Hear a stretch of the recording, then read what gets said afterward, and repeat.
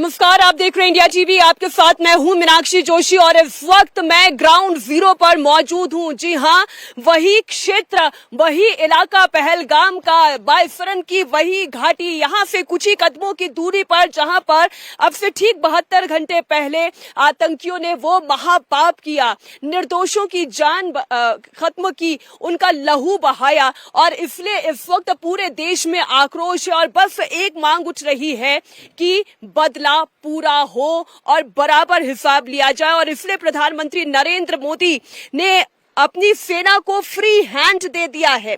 इस वक्त सेना प्रमुख उपेंद्र द्विवेदी श्रीनगर में मौजूद हैं। वहां पर उन्होंने उच्चाधिकारियों के साथ मीटिंग की, आगे की स्ट्रैटेजी डिस्कस की। ये तमाम खबरें मैं आपके सामने रखूंगी, लेकिन सबसे पहले बायफरन का वो इलाका मैं आप तक पहुंचाना चाहती हूं।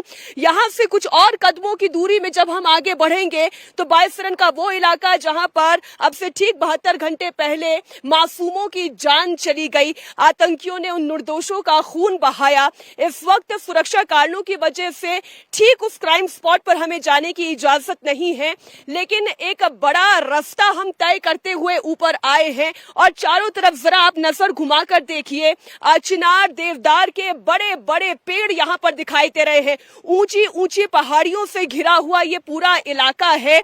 यहां पर आतंकियों का आना, इस आतंकी करतूत को अंजाम देना और फिर यहां पर इन्हीं घाटी, इन्हीं जंगलों के बीच में से छुपते हुए फरार हो जाना, पूरी प्लानिंग के साथ वो लोग यहां पर लौटे थे। और ये क्यों मुमकिन हो पाया, जरा अगर आप पीछे की तरफ देखेंगे तो ये ऊंची ऊंची पहाड़ियां आपको दिखाई दे रही हैं।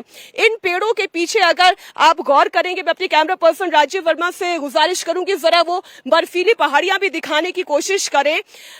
एक रास्ता वो है जिससे ये पूरी घाटी घिरी हुई है और दूसरा रास्ता वो है जो सीधा खाई की तरफ लेकर जाता है। और यही वजह है कि आतंकी यहां पर इस करतूत को अंजाम देकर फरार हो गए। इस वक्त पूरे इलाके में सघन सर्च अभियान चलाया जा रहा है। यहां की तस्वीरें लगातार मैं आप तक पहुंचाती रहूंगी, लेकिन एक तस्वीर जो आर्मी चीफ से जुड़ी हुई। आर्मी चीफ उपेंद्र द्विवेदी आज विक्टर कमांड सेंटर में मौजूद थे। उन्होंने आला अधिकारियों के साथ मीटिंग की और ये तस्वीर जरा गौर से देखिए और इसके पीछे आप अर्जुन का वो रथ देखिए जिसके सारथी खुद भगवान श्री कृष्ण हैं। और उस पर लिखी हुए पंक्तियों को जरा मैं दोहरा देती हूं जो भगवत गीता में भगवान श्री कृष्ण उपदेश देते हैं।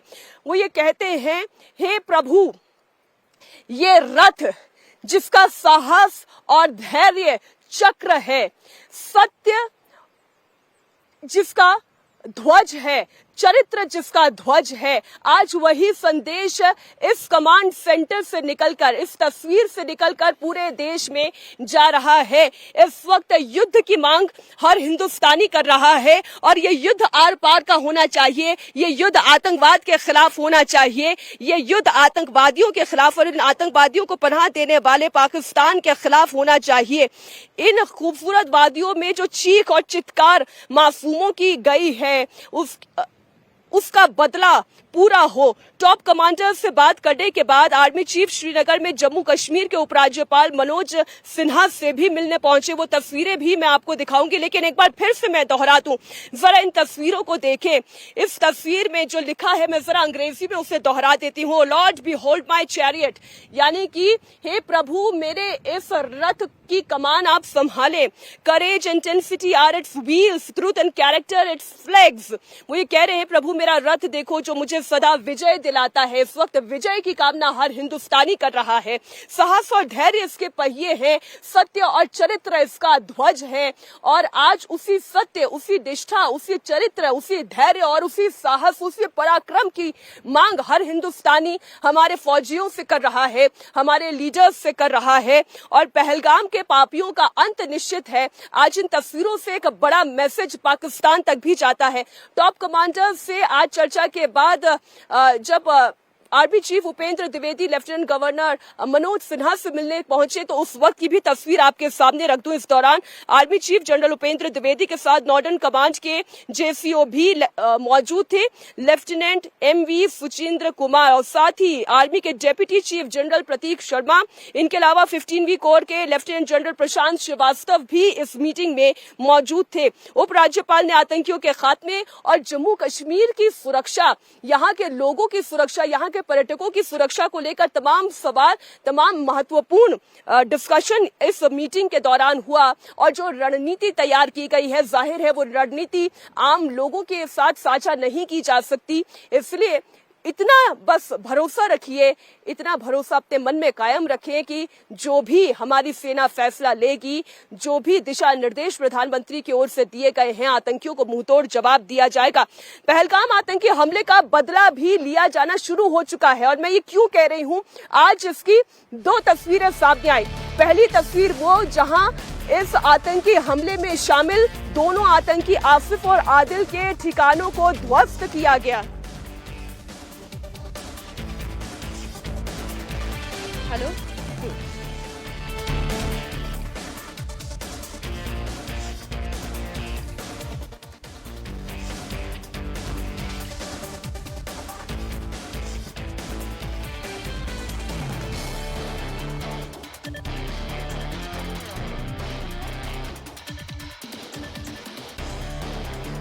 पहलगाम में आतंकी हमले का बदला शुरू हो चुका है। आज कश्मीर में लश्कर तैयबा के 2 खतरनाक आतंकियों के घरों को जमींदोज कर दिया गया।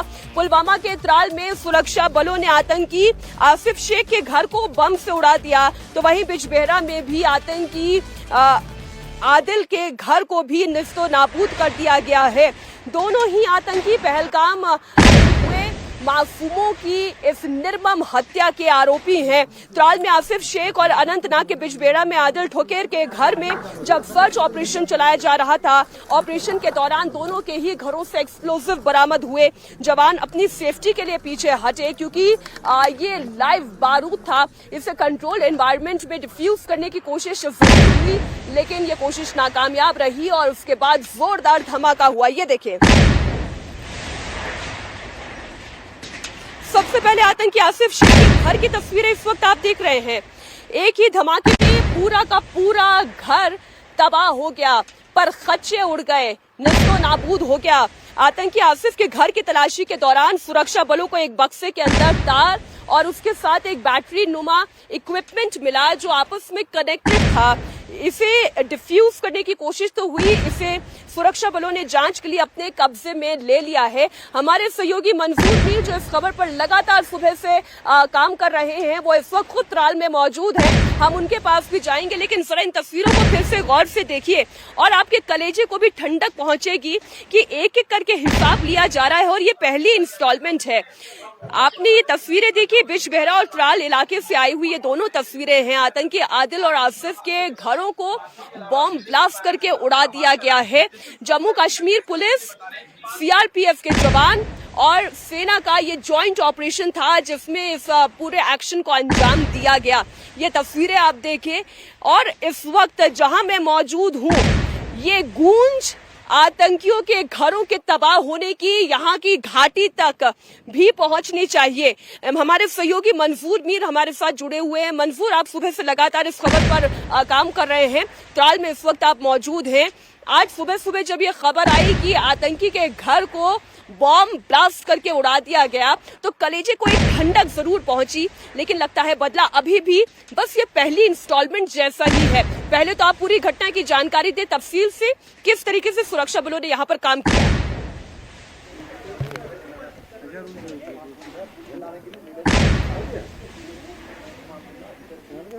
मीनाक्षी, आप अपना सवाल दोहराएंगे? मंसूर, अगर आप तक मेरी आवाज पहुंच रही है, त्राल में जो सुरक्षा बलों ने इस ऑपरेशन को अंजाम दिया उसके बारे में पूरी जानकारी दे। क्या उस वक्त घर में कोई मौजूद नहीं था? क्या यहाँ पर एक्सप्लोजिव रखा हुआ था? क्या इस व्यक्ति के आतंकी होने के तमाम सबूत सुरक्षा बलों के पास थे? देखिए मीनाक्षी, हम इस वक्त शेख आसिफ के घर के बाहर खड़े हैं। आज सुरक्षा बलों ने दो बड़ी कार्रवाइयां जो है वो अंजाम में लाई है। जो पहलगाम में टेरर हमला हुआ था जिसमें 26 पर्यटकों की जान चली गई थी, और दो बड़े इंसिडेंट्स जो है आज हमें देखने को मिले हैं। इसके खिलाफ हम शेख आसिफ के घर के बाहर खड़े हैं और ये तस्वीर आप देख सकते हैं कि इनका जो घर है वो पूरी तरह से ज़मीन बोस हो चुका है। दरअसल जो जानकारी है हमें यहाँ पर मिल रही है उसके मुताबिक कल रात करीबन 8 बजे के आसपास सिक्योरिटी फोर्सेस की एक टीम शेख आसिफ के घर पर पहुंचती है और उसके बाद उनसे शेख आसिफ के बारे में जब पूछते हैं तो उस दौरान एक बैटरी नुमा कोई बॉक्स मिलता है। जब उसे डिफ्यूज़ किया जाता है तो एक ज़ोरदार ब्लास्ट होता है। तो ब्लास्ट के बाद कैसी यहाँ की तस्वीर है उसको आप देख सकते हैं कि कितना ज़ोरदार यहाँ पर ब्लास्ट हुआ है। घर का कोई भी चीज़ आपको यहाँ पर सामान्य नहीं दिखेगा। दरवाजे, खिड़कियाँ, दीवारें जो है वो पूरी तरह से टूट चुकी है। ये खिड़कियाँ जो है मेरे सामने आप देख सकते हैं कि शीशे जो है वो चकनाचूर हो गए हैं। जो ईंट है वो मकान से बाहर आ गए हैं, मतलब पूरी तरह से ये मकान जो है ज़मीन बोस हो चुका है। मैं आपको इस घर के अंदर की तस्वीरें दिखाने की कोशिश करूंगा। ये आसिफ का घर है, ये डबल स्टोरी घर है और ये आप तस्वीर देख सकते हैं कि ब्लास्ट के बाद यहाँ की तस्वीर कैसी है। खिड़कियाँ टूटी हुई है, दरवाजे जो है वो ताश के पत्तों की तरह ज़मीन पर पड़ी हुई है और ये उनका किचन है। बताया जा रहा है कि इसी जगह पे वो ज़ोरदार ब्लास्ट हुआ था। ये किचन है और यहाँ पे तब कुछ लोग बैठे हुए थे, लेकिन उनको तुरंत जब ये ब्लास्ट हुआ तो उनको पहले ही कहा गया था कि यहाँ पर कोई बैटरी नुमा कोई विस्फोटक है। तो घर के जो अफराद थे बताया जा रहा है कि उनको पहले ही सुरक्षा बलों ने बाहर कर दिया था और उसके बाद ये ब्लास्ट हुआ है। लेकिन घर वालों का जो आरोप है वो कुछ और बयान कर रहा है। घर वालों के मुताबिक पुलिस जब ये ब्लास्ट किया गया है तो अब हकीकत क्या है वो अलग बात है। लेकिन जिस तरह से टेरर के खिलाफ पिछले 2 दिनों से हम पूरे कश्मीर रीजन में कार्रवाइयाँ देख रहे हैं, ये एक साफ संदेश है कि मिलिटेंटों के खिलाफ जो है सख्त से सख्त कार्रवाई की जाएगी, खासकर उन मिलिटेंटों के खिलाफ जो पहलगाम हमले के आरोपी है। तो ये तस्वीर आप अंदर के घर की देख सकते हैं। एक खबर और जो यहाँ पर दर्शकों से साझा करना बहुत जरूरी हो जाती है कि न सिर्फ आतंकियों के घरों को निस्तो नाबूद किया जा रहा है बल्कि आतंकियों को भी उनके अंजाम तक पहुंचाया जा रहा है। बांदीपोरा से आज जो खबर सामने आई जहां पर सुरक्षा बलों और आतंकियों के बीच में आमने सामने का एनकाउंटर हुआ, हालांकि उसमें हमारे 2 जवान घायल जरूर हुए हैं लेकिन एक आतंकी को उसके अंजाम तक पहुंचा दिया गया। मंसूर। बिल्कुल मीनाक्षी, दरअसल कल रात एक रेड के दौरान सुरक्षा बलों ने 3 OGW को गिरफ्तार किया था और उनके पास में से उनका हथियार और गोला बारूद भी बरामद किया गया था। और उन्हीं के आधार पर जब उनसे इंट्रोगेशन किया गया तो उन्होंने मिलिटेंटों के हाइडआउट का पता दिया और करीबन सुबह 4 बजे के आसपास एक ऑपरेशन लॉन्च किया गया और उसी दौरान मिलिटेंटों के साथ एक झड़प हुई और इनिशियल स्टेज में सिक्योरिटी फोर्सेस के 2 जवान जो है वो घायल हुए। लेकिन उसी दौरान एक OGW मिलिटेंट जो है उस क्रॉस फायरिंग के दौरान भी मारा गया। ऑपरेशन अभी भी जारी है। बताया जा रहा है कि 2 से 3 मिलिटेंट्स ये वहां पर छुपे हुए हैं और जम्मू कश्मीर पुलिस, आर्मी और CRPF का एक ज्वाइंट ऑपरेशन जारी है। न सिर्फ बांडीपोरा में बल्कि कुलगाम, त्राल, पुलवामा, कश्मीर के हर इलाके में जो है ऑपरेशंस में तेजी लाई गई है और यही कोशिश की जा रही है कि जल्द से जल्द मिलिटेंट जो भी, चाहे वो पहलगाम टेरर हमले में शामिल हो या फिर किसी और हमले में शामिल हो, उनको जल्द से जल्द जो है न्यूट्रलाइज किया जाए। इसके खिलाफ जो है बड़े पैमाने पर ऑपरेशंस पूरी घाटी में चलाए जा रहे हैं। बिल्कुल, आप लगातार मंसूर नजर बनाए रखे, आगे भी लगातार हम आपसे अपडेट लेते रहेंगे। तो आपने एक घर उनका देखा जिस आतंकी का ये घर तबाह किया गया। अब दूसरी तस्वीर में आपको आतंकी आदिल ठोकेर की घर की दिखाती हूँ। इस घर को भी निस्तो नाबूद कर दिया गया। कल यहाँ पर एक धमाके की आवाज आई और उसके बाद ये खबर निकलकर सामने आई, सुरक्षा बलों ने पूरे घर को ध्वस्त कर दिया है। आपको बता दें आदिल ठोकेर अनंतनाग के बिजबेड़ा का रहने वाला, वो भी पहलगाम में हुए इस आतंकी हमले में शामिल रहा और इसके खिलाफ कड़ी कार्रवाई करते हुए इसके घर को भी निस्तो नाबूद कर दिया गया है। अब एक तस्वीर और आपके सामने रख रही हूं। आदिल और आसिफ, ये दोनों आतंकी जिनका लश्कर तैयबा से जुड़े होने के सबूत सामने आ गए हैं, इन्हीं के इनपुट के आधार पर पाकिस्तानी आतंकियों ने पहलगाम में इतना बड़ा कत्ले आम मचाया, निर्दोषों की हत्या की, जिसमें 2 यहाँ के नागरिक भी शामिल है, कश्मीरियों की भी जान गई है। आपको बता दें लगातार लगातार सर्च ऑपरेशन इस वक्त भी पूरे इलाके में चल रहा है। बांदीपोरा में जहां एक आतंकी को ढेर कर दिया गया तो अभी भी 2 से 3 आतंकियों के छिपे होने की खबर आ रही है। तो वहीं आसिफ शेख के बारे में एक बार फिर आपको जानकारी दे दूं, बताया जा रहा है कि वो लश्कर तैयबा का कमांडर रहा, जबकि आदिल की पहचान पहलगाम अटैक के मास्टरमाइंड के तौर पर कही जा रही है। आदिल ने साल 2018 में पाकिस्तान में जाकर आतंक की ट्रेनिंग ली थी। 2024 में वो लौटकर कश्मीर आया और साउथ कश्मीर में बड़े हमले को अंजाम देने की वो फिराक में लगातार था। यही जिम्मेदारी उसको पाकिस्तानी आतंकी आकाओं ने दी थी। पहलगाम अटैक के बाद पुलिस ने इन दोनों आतंकियों पर 20-20 लाख रुपए का इनाम घोषित किया था। हालांकि इन दोनों के घर तो तबाह कर दिए गए हैं, लेकिन आतंकी आदिल और आतंकी आसिफ इस वक्त कहां है? सुरक्षा बल अभी भी सर्च ऑपरेशन चला रही है।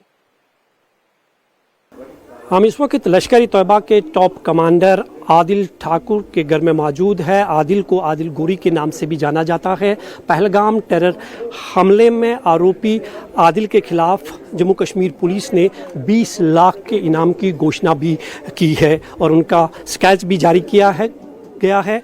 उनके बारे में बताया जा रहा है कि वर्ष 2018 में वो पाकिस्तान चले गए थे, वहाँ पर आर्म्स और एमिनेशन की ट्रेनिंग हासिल की, उसके बाद वो कश्मीर नहीं लौटे। लेकिन पहलगाम में जो टेरर अटैक हुआ जिसमें 26 लोगों की जान चली गई, इन्वेस्टिगेशन के दौरान ये बात सामने आई कि इस हमले में 2 लोकल मिलिटेंट्स लश्कर तैयबा के शामिल हैं, जिनमें एक शेख आसिफ और दूसरा आदिल ठोकर है, जिन्होंने इस हमले को अंजाम दिया। और आदिल ठोकर के नाम पर पुलिस ने उसके बाद एक फ़ोटो रिलीज़ किया, एक स्केच जारी किया और उस पर 20 लाख रुपए के इनाम की घोषणा की और उसी के तहत ये कार्रवाई जो है अमल में लाई गई है। 2 लोकल मिलिटेंट जो उसमें इन्वॉल्व है, दोनों के घर जो है नष्ट कर दिए गए हैं, ज़मीन बोस कर दिए गए हैं। ये तस्वीर आप देख सकते हैं, यह आदिल ठोकर के घर की तस्वीर है। 2 मंजिला ये मकान है और ये पूरी तरह से ज़मीन बोस हो गया है। आदिल के बारे में इस इलाके में किसी को कोई जानकारी नहीं है। इनका मानना है कि वर्ष 2018 तक वो कश्मीर में था, उसके बाद वो कहाँ है इनके पास इस तरह की कोई जानकारी नहीं है। लेकिन पुलिस के मुताबिक वर्ष 2024 में आदिल ठाकुर वापस कश्मीर आते हैं। इस बीच आतंकी आदिल की मां का बहुत बड़ा बयान सामने आया है। आतंकी आदिल की मां का कहना यह है कि पहलगाम में जो भी हमला हुआ, मासूमों की जान गई, उसका हिसाब लेना चाहिए, ये नहीं होना चाहिए था। इसका बहुत गहरा दुख उन्हें है। साथ ही उन्होंने ये भी कहा कि अगर उनका बेटा आदिल भी इसमें शामिल था तो उसका भी हिसाब होना चाहिए, उसे भी उसके गुनाहों की सजा मिलनी चाहिए।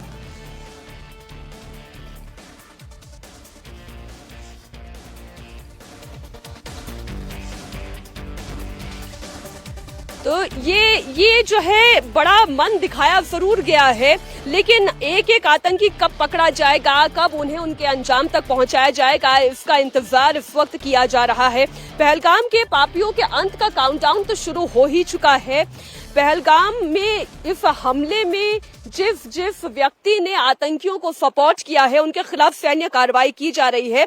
लेकिन सबसे बड़ा सवाल यह है कि 22 अप्रैल को आखिरकार आतंकी इस इलाके में आए कैसे, उन्होंने इस वारदात को अंजाम दिया कैसे, आखिर ये कैसे मुमकिन हो पाया कि पहलगाम की इन खूबसूरत वादियों में एक ऐसी जगह बिच बाइफरन जहां पर कभी टूरिस्ट पर हमला नहीं किया गया था, वहां पर हमला करके आतंकी बड़े आसानी से इन्हीं जंगलों में जाकर छिप गए, यहां से फरार हो गए। सिक्योरिटी एजेंसीज के सामने बड़ी चुनौती क्या है? मैं खुद ग्राउंड जीरो पर मौजूद हूं, एक रिपोर्ट देखिए। ये वही बाइफरन की तरफ ले जाने वाला इलाका है और इस वक्त आप देख रहे हैं लगातार पेट्रोलिंग हो रही है और लगातार सर्च ऑपरेशन चलाया जा रहा है। इसके पीछे कारण सिर्फ इतना है कि जिस तरीके की आतंकी घटना को अंजाम दिया गया, दोबारा ऐसी और कोई करतूत यहाँ पर आतंकी अंजाम ना देने पाए, वो तो एक चैलेंज है ही। और साथ ही साथ जितने भी आला अधिकारी हैं, जितने भी बड़े चेहरे हैं, वो एक एक करके यहाँ पर पहुंच रहे हैं, मौका मुआयना कर रहे हैं, उस क्राइम स्पॉट का जायजा ले रहे हैं।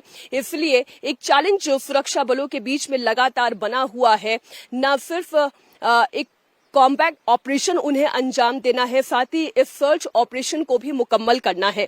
हम आगे की तरफ बढ़ते चले जा रहे हैं। नीचे यानी कि पहलगाम से होते हुए जब हम ऊपर की तरफ बढ़ते हैं, यह रास्ता तकरीबन 5 किलोमीटर का है। इसे पैदल पार करना चैलेंजिंग हो सकता है और उन तमाम लोगों के लिए भी चैलेंजिंग रहा होगा जिन्होंने इस आतंकी घटना को अपनी आंखों के सामने होते हुए देखा। तमाम वो लोग जो घोड़े और खच्चरों पर थे वो ऊपर की तरफ गए थे। जब ये आतंकी हमला हुआ तो बेतहाशा वो नीचे की तरफ दौड़े और उस वक्त जो चीख पुकार थी, जिस तरीके की बेतहाशा डर और दहशत का माहौल था, वो कुछ यहाँ पर देखने और समझने को मिलता है। चूंकि मैं जब इस पूरे इलाके में घूम रही थी तो यहीं पथरीले रास्तों पर चलते चलते मेरी नजर इस गम बूट पर पड़ी है।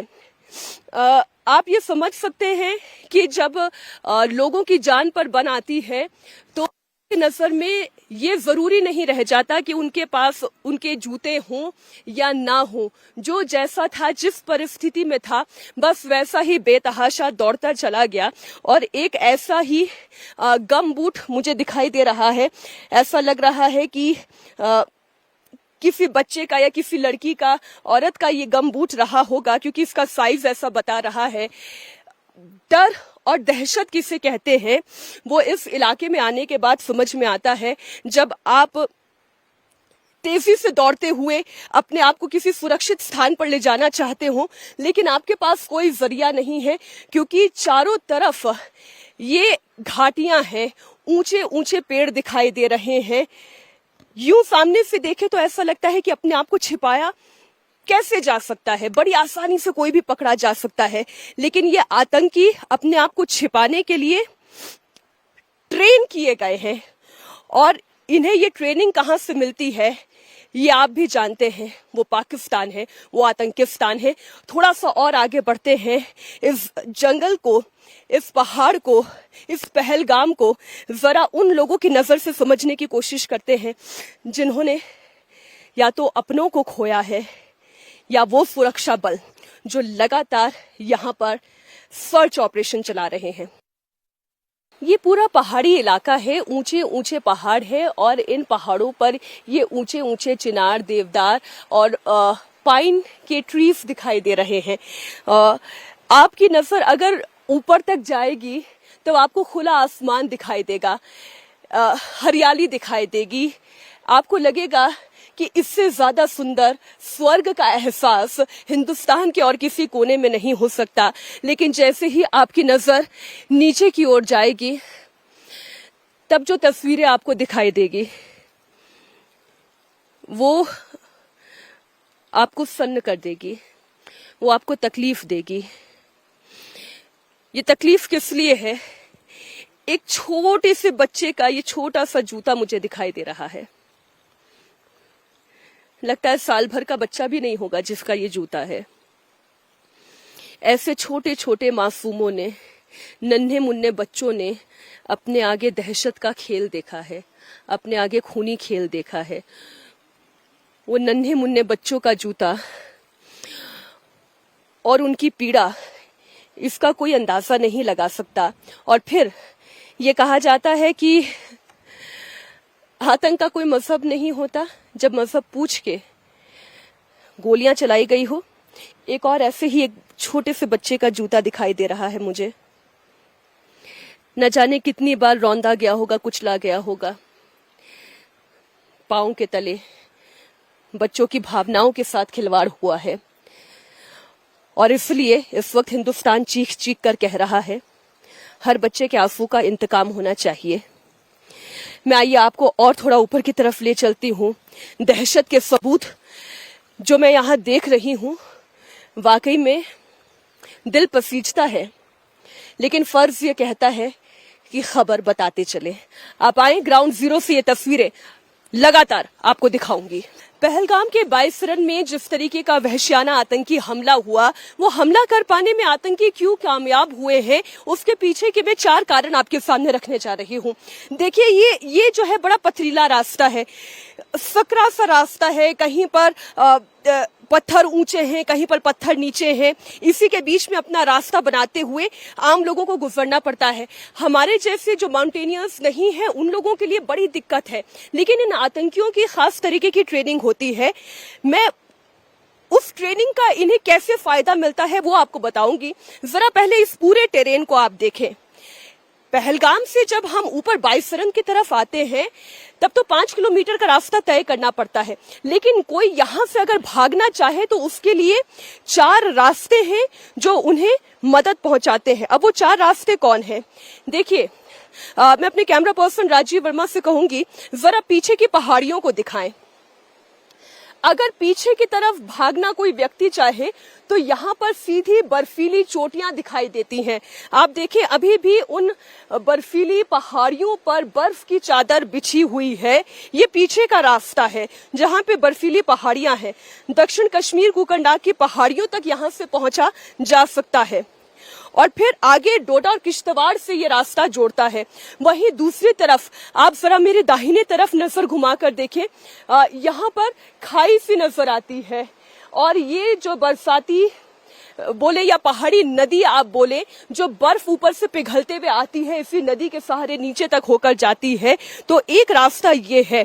अगर इन्हीं पहाड़ियों की तलहटी से भागा जाए तो अनंतनाग टाउन तक जा सकता है और श्रीनगर तक आगे जा सकता है। ये वो तौर तरीका है जो आतंकी बेहद आसानी से अपना सकते हैं और इसलिए किसी भी आम व्यक्ति के लिए, टूरिस्ट के लिए यहाँ से भागना बेहद मुश्किल हो जाता है। लेकिन आतंकी इस टेरेन से बखूबी वाकिफ हैं। वो ये जानते हैं कि कहाँ से उन्हें छिपने का रास्ता मिल सकता है, कहाँ पर खाई है, कहाँ पर उनके हाइडआउट्स हैं और यही उनके लिए एक तरीके का फायदे का सौदा है और आम सैलानियों के लिए सबसे बड़ा दर्द है। आपने देखा किस तरीके से इस पूरे टेरेन का फायदा उठाते हुए आतंकी यहाँ से भाग पाने में कामयाब रहे और इसलिए वो लोग इतने निश्चिंत थे क्योंकि वो ये जानते थे कि इस इलाके में कभी कोई आतंकी घटना तो हुई नहीं है, कभी टूरिस्टों को निशाना बनाया नहीं गया है। इसलिए सुरक्षा बल भी इस मामले में निश्चिंत होंगे कि कम से कम यहाँ पर पर्यटकों को निशाना नहीं बनाया जाएगा। लेकिन यही सोच उनकी गलत साबित हुई। जो आंकड़े हमें यहाँ के लोग बता रहे हैं, 250 लोग तो ऊपर थे। केवल बाईसरन की उस घाटी की अगर हम बात करें तो 250 लोग तो केवल उस क्राइम स्पॉट पर मौजूद थे, लेकिन तकरीबन 2000 लोग थे जो या तो रास्ते में थे या फिर नीचे पहलगाम की तलहटी में वहां इंतजार कर रहे थे, या तो ऊपर आने के लिए या फिर जो लोग लौट गए थे वहां इकट्ठे थे। जरा आप सोचिए उन सबके कलेजे पर क्या बीती होगी। ऐसा दहशत गर्दी भरा मंजर यहाँ पर उन्होंने महसूस किया। एक और बड़ी खबर हम आपको बता दें, इस वक्त भारतीय सेना की तरफ हर कोई देख रहा है, वो चाहता है कि मुंहतोड़ जवाब दिया जाए। इधर पहलगाम में मारे गए 26 निर्दोषों का बदला लेने के लिए भारत ने एक्शन लेना शुरू कर दिया है, जिससे पाकिस्तान बौखलाया हुआ है। लाइन ऑफ कंट्रोल की स्थिति में आपको बता दूं, पाकिस्तान की ओर से कल रात भर रुक रुक कर फायरिंग होती रही, स्मॉल आर्म फायरिंग रिकॉर्ड की गई है। इस वक्त राहुल गांधी भी मौजूद हैं कश्मीर के अंदर ही। वो क्या कह रहे हैं आइए आपको सुनाते हैं। Is going to support fully. Thank you very much. Rahul ji, जो देश का कोई धर्म नहीं होता, सर कश्मीर को जो बाहर अत्याचार हो रहा है उस पर सवाल नहीं sir. GD, and I came here to get a sense. तो राहुल गांधी को आप सुन रहे थे। राहुल गांधी की ओर से जितनी भी बातें कही गई हैं वो फौरन मैं आप तक वापस से पहुंचाऊंगी, लेकिन ऐसी जानकारी आ रही है कि कल उनका भी पहलगाम का दौरा हो सकता है। हालांकि इस वक्त सुरक्षा कारणों की वजह से क्राइम स्पॉट तक किसी को भी जाने नहीं दिया जा रहा है। इससे पहले हमने देखा किस तरीके से पूरे इलाके में सघन सर्च अभियान चलाया जा रहा है। और जहां तक रही बात पाकिस्तान की, पाकिस्तान जो आतंकियों को पनाह देता है, इस वक्त उनके खिलाफ भी भारतीय सेना किस तरीके से एक्शन ले रही है उसके बारे में मैं थोड़ी जानकारी आपके सामने रख दूं। भारतीय वायु सेना लगातार पेट्रोलिंग कर रही है, जिसमें चाहे हमारे लड़ाकू विमान हो, राफेल और सुखोई 30 की हम बात कर लें, या फिर जो ट्रांसपोर्ट कैरियर विमान है वो भी इस वक्त LOC के पास उड़ान भरते हुए पाए गए हैं। हमारी वायुसेना की ट्रेनिंग क्या है, उनकी तैयारी क्या है, ऑपरेशन आक्रमण को लेकर पूरी डिटेल आप देखें हमारे सहयोगी मनीष प्रसाद की रिपोर्ट में। हम इस समय लाइन ऑफ कंट्रोल के उरी सेक्टर में हैं। हम आपको भारतीय सेना की तैयारी दिखा रहे हैं। इलेक्ट्रॉनिक सर्विलेंस साथ में नाइट विजन डिवाइसेस से पूरी तरह से पाकिस्तान के हर एक एरिया को मैप किया जा रहा है ताकि घुसपैठ की कोशिश या पाकिस्तान अपनी नापाक हरकत ना करे, क्योंकि पाकिस्तानी आर्मी आतंकियों की मदद कर रही है। उसके अलावा पाकिस्तान के regular soldiers line of control को क्रॉस करने की कोशिश में लगे हैं। इसलिए हमने तय किया कि हम आपको सीधा लाइन ऑफ कंट्रोल से ये तस्वीर दिखाएं। हम आपको ये भी बता दें कि पाकिस्तान ने देर रात से लेकर सुबह तक कई जगहों पर, जिसमें गुरेज, तंगधार सेक्टर और उरी के आसपास के इलाके मौजूद हैं, वहां पर स्मॉल आर्म फायरिंग की। भारतीय सेना ने औपचारिक तौर पर बताया कि इसका जवाब भारतीय सेना ने दिया। हमारे ठीक सामने पाकिस्तान का बाग इलाका पड़ता है। दरअसल इस एरिया के साथ मुजफ्फराबाद एक्सिस और चकोटी एक्सिस भी है। पाकिस्तानी आर्मी की 10 कोर इस पूरे एरिया को कंट्रोल करती है। हम आपको ये भी बता दें कि सामने पाकिस्तान के करीबन 27 टेरर कैंप और लॉन्चिंग पैड हैं जो बेहद एक्टिव है। इसके ठीक सामने आलियाबाद, गढ़ी हबीबुल्ला, चेला बंडी, दूधनियाल, चकोटी जैसे टेरर कैंप और लॉन्चिंग पैड हैं। तो नीचे समानी, खुरेटा, हजीरा, काली घाटी, उसके अलावा निकियाल, जंदरूत, ये सभी टेरर कैंप्स में करीबन 150 से ज़्यादा आतंकियों की मौजूदगी है। पाकिस्तानी आर्मी आतंकियों को शील्ड बनाकर इस समय सिविल एरिया की तरफ चली गई है, क्योंकि उनको लगता है कि अगर भारतीय सेना ने एक्शन किया तो कहीं उनके बंकर्स पहले की तरह उड़ा ना दिया जाए। इसी वजह से पाकिस्तानी आर्मी को इस समय ये डर सता रहा है। ये एक बड़ा सवाल है और इसीलिए लाइन ऑफ कंट्रोल से लेकर इंटरनेशनल बॉर्डर तक एंटी इन्फिल्ट्रेशन ग्रिड भारतीय सेना ने मजबूत कर रखी है। और वहीं इंटरनेशनल बॉर्डर पर आईबी के ऊपर बॉर्डर सिक्योरिटी फोर्स ने भी मुस्तैदी के साथ सर्विलांस इक्विप्ड कर रखा है। हम आपको बता दें कि जिस जगह पर हम मौजूद हैं ये कश्मीर का लाइन ऑफ कंट्रोल का उरी सेक्टर है। 343 किलोमीटर का लाइन ऑफ कंट्रोल कश्मीर के अंदर है। 243 किलोमीटर का पुंछ से लेकर अखनूर तक का एरिया जम्मू रीजन में पड़ता है और फिर उसके बाद करीबन 209 किलोमीटर अखनूर से लेकर लखनपुर बॉर्डर यानी पंजाब के बॉर्डर तक का इंटरनेशनल बॉर्डर है। इस समय मल्टीपल ऑपरेशंस जारी हैं। हम आपको यह भी बता दें कि नाइट विजन डिवाइसेस और उसके अलावा मॉडर्न इक्विपमेंट्स का इस्तेमाल किया जा रहा है। ये लाइन ऑफ कंट्रोल की फेंस है जो कि बेहद आधुनिक है। इस पे कई सर्विलांस इक्विपमेंट, कैमरेज प्लेस किए गए हैं। इसके आगे भी 0 पॉइंट है जहां पर भारतीय सेना की मुस्तैदी के साथ वहां पर डिप्लॉयमेंट है। सुरक्षा कारणों से हम आपको ये नहीं बता सकते। उसके साथ साथ क्योंकि यहां पर कई ऐसे एरियाज हैं जहां पर अभी बर्फ है।